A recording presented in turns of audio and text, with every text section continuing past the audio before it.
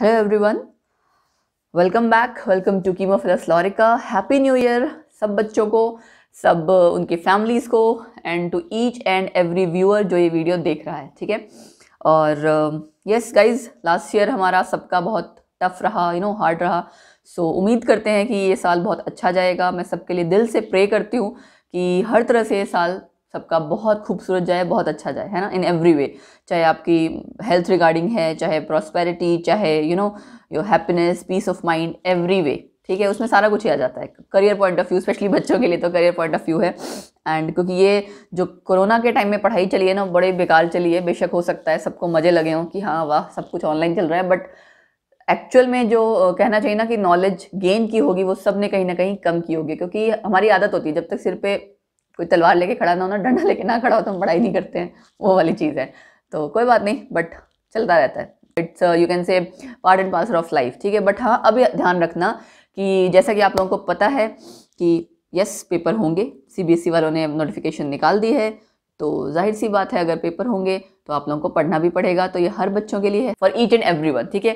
और आज के टॉपिक में जो हम ग्रेजुएशन के ये टॉपिक नेक्स्ट पढ़ने वाले हैं, थर्मोडायनेमिक्स का, ग्रेजुएशन वाले बच्चों के लिए भी मैं ये मैसेज कन्वे करना चाहूँगी कि भाई अगर स्कूल वाले बच्चों के पेपर हो सकते हैं तो तुम तो उनसे बड़े ही हो, तुम्हारे भी पेपर हो सकते हैं। ज़रूरी नहीं है कि ऑफलाइन होगा कि ऑनलाइन होगा, इस भरोसे बैठे रहो।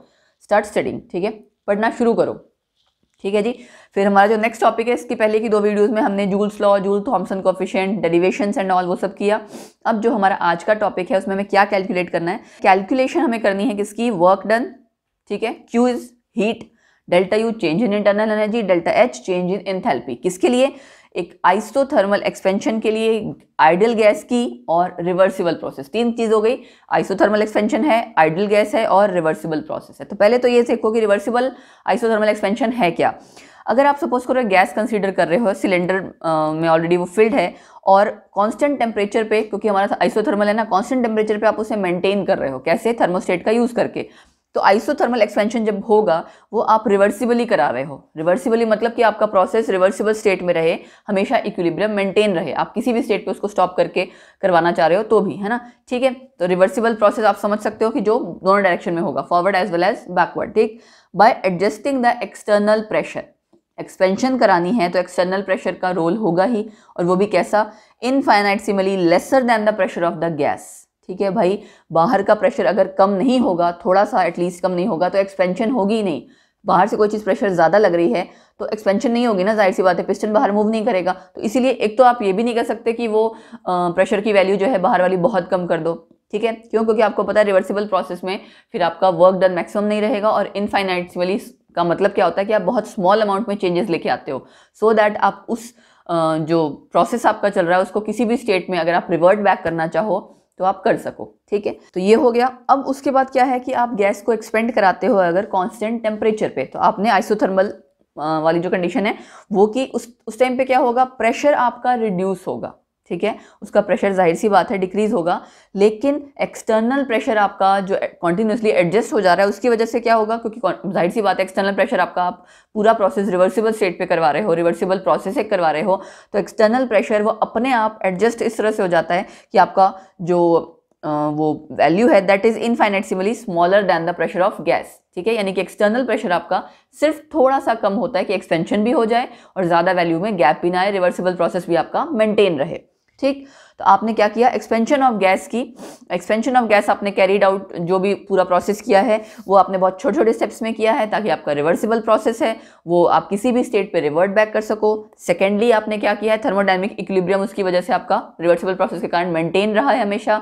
अच्छा, फिर थर्डली आपका क्या हुआ, आइसोथर्मल स्टेट पे किया है। ठीक है। अच्छा हाँ, आइसोथर्मल स्टेट के लिए क्या किया है आपने, उस चीज़ को कैसे मेंटेन किया है, जो आपका जो कहना चाहिए कि जो वर्क ऑफ एक्सपेंशन हो रहा है उसमें कुछ तो एनर्जी लगेगी ना, वो एनर्जी जो लगेगी उस एनर्जी को बैलेंस करने के लिए वो एनर्जी कहाँ से ली जाएगी, थर्मोस्टेट से। वो हीट आपकी थर्मोस्टेट से ली जाएगी, तभी आपका टेम्परेचर मेंटेन रहेगा ना, आइसोथर्मल प्रोसेस तभी होगा।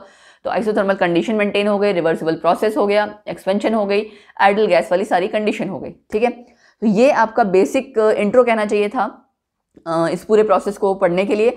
अब हम क्या करेंगे, W, Q, delta U, delta H, इन चारों की डेरिवेशन तो मैं क्या कहूँ, छोटे छोटे उसका वो फॉर्मूलेस टाइप में जस्ट उसका वो करने हैं, एंड उसके न्यूमेरिकल्स और थ्योरी दोनों ही पार्ट इंपॉर्टेंट है। न्यूमेरिकल्स अटेम्प्ट जरूर किया करो। ठीक है।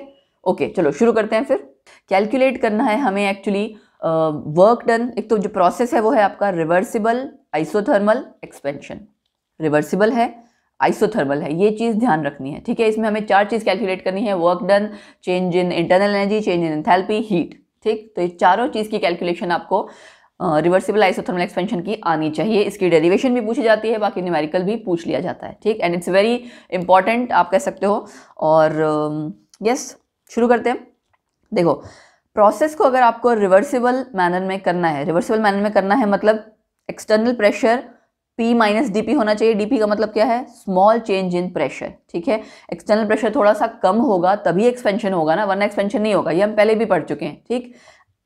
और रिवर्सिबली हो रहा है, इसका मतलब आपको जो चेंजेस करने हैं वो बहुत स्मॉल अमाउंट में करने हैं, सो दैट आप किसी भी लेवल पे उस रिएक्शन को, अगर आप ये चेक करना चाहो कि वो बोथ फेज है ना, इक्विलिब्रियम उसका मेंटेन रहे, कहने का मतलब ये है। ये हम ऑलरेडी पढ़ चुके हैं रिवर्सिबल प्रोसेस में। तो small amount of work done क्या होगा? डेल्टा डब्ल्यू, है ना, डी डब्ल्यू हम इसको शॉर्ट में कह देते हैं, but it's actually partial derivative of W, work done का, इज इक्वल टू माइनस की वैल्यू होती है ना, माइनस पी डीवी। ये फॉर्मूला होता है। पी क्या है हमारा? P minus d P dV. इसको ओपन अप करेंगे तो minus P dV plus dP into dV. तो ये आपका ओवरऑल बहुत स्मॉल क्वांटिटीज हैं दोनों, डीपी भी और डीवी भी। Change in pressure and change in volume बहुत स्मॉल वैल्यूज हैं, तो इनका प्रोडक्ट और भी स्मॉल होगा, ठीक है। हम इसको ओवरऑल क्या कर सकते हैं? इग्नोर। तो डब्ल्यू आपका डेल्टा डब्ल्यू यानी डी डब्ल्यू क्या आ गया? माइनस पी डी वी, ठीक, पहली चीज। उसके बाद टोटल वर्क डन आप कैसे निकाल सकते हो? जब आप लिमिट्स अप्लाई करोगे, है ना। अच्छा, मैंने लिमिट्स वाली चीज में एक और क्या बताया था आपको? लिमिट्स वाली चीज में देखो, आपका V1 से V2 कभी भी हमने इन जनरल जो पहले भी एक बार बात की थी, लिमिट्स लगा के आप इंटीग्रेट कर देते हो, ठीक।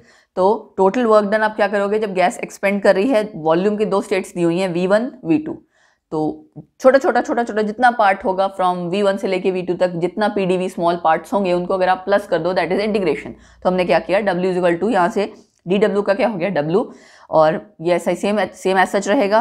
पीडीवी की हमने लिमिट लगा दी V1 से V2, V1 V2 आपकी दोनों वॉल्यूम्स हैं for initial and final state. उसके बाद आइडल गैस इक्वेशन के अकॉर्डिंग हमारा क्या होता है, जो रिलेशन है वो क्या है? PV is equal to NRT for 1 mole. क्या होगा? अगर सपोज करो आप P की वैल्यू कैलकुलेट करते हो, हम इसमें यहाँ पुट करना चाहें ऊपर वाले फॉर्मूला में, तो क्या कर देंगे? NRT by V। तो क्या मैं ये वैल्यू पुट कर सकती हूँ ऊपर के फॉर्मूले में? यस, पुट किया मैंने, तो क्या आ गया? P की वैल्यू पुट की, NRT बाय V माइनस हमने बाहर ले लिया DV। अब NRT तो सब कॉन्स्टेंट है, तो हम इसको बाहर ऐसे निकाल सकते हैं, ठीक है। इंटीग्रेशन हम किसका करेंगे फिर? dv बाय v का। अब जिनको इंटीग्रेशन आता है उनके लिए तो बहुत अच्छा है, जिनको नहीं आता उनको सीखना पड़ेगा, बिकॉज केमिस्ट्री अगर आप पढ़ रहे हो उसमें बहुत सी ऐसी चीज़ें हैं जहाँ पर डिफ्रेंसिएशन इंटीग्रेशन आएगा ही आएगा। तो अगर आपका +1 +2 में मेडिकल है या नॉन मेडिकल है, उससे कोई फर्क नहीं पड़ता, बट थोड़ा सा आपको डिफ्रेंसिएशन इंटीग्रेशन सीखना पड़ेगा, ठीक है जी। तो माइनस NRT, माइनस यानी कि बाहर आएगा NRT by V into d V. इसकी हम फर्दर आगे इंटीग्रेशन करते हैं। लिमिट्स आपकी सेम वही रहेंगी, V1 से V2। ओके, तो T आपका उसमें कांस्टेंट है, NR तीनों कांस्टेंट है, तो मैंने क्या किया? इसको बाहर निकाल लिया। dV बाय V का अगर आप इंटीग्रेशन करोगे, that is natural log, ln होता है आपका नेचुरल लॉग, एंड LOG जो आप लॉग लिखते हो दैट इज विद बेस 10, तो ln natural log V2 bye V1, ठीक है। फाइनल स्टेट आपकी ऊपर आ गई V2 बाय V1। तो जस्ट आपने इंटीग्रेट किया और कुछ नहीं किया, बहुत सिंपल है, ठीक। तो फॉर्मूला आपका क्या बन गया? जब आप नेचुरल लॉग को हटाते हो तो 2.303 से मल्टीप्लाई करते हो, तो माइनस 2.303 NRT एस सच आ गया, ठीक। लॉग आ गया, जब आप नेचुरल लॉग हटाते हो, log with base to power 10 करते हो, तो ये वैल्यू आपकी साथ में मल्टीप्लाई होती है। बाकी आपका फॉर्मूला सेम है। फिर इसको अगर आपको प्रेशर की फॉर्म में कैलकुलेट करना है, मतलब अगर आपको क्वेश्चन में या फॉर्मूले में रिप्लेस करना है, क्वेश्चन में आपको प्रेशर दिया हुआ है, तब क्या करोगे? बॉयल्स लॉ के according P1 V1 is equal to P2 V2 होता है। यहाँ से आप P2 बाय V1 की वैल्यू कैलकुलेट कर सकते हो, that is P1 bye P2। इसको जस्ट आपने पुट कर देना है, तो आपके 2 फॉर्मुलेज आ गए with respect to pressure and with respect to volume.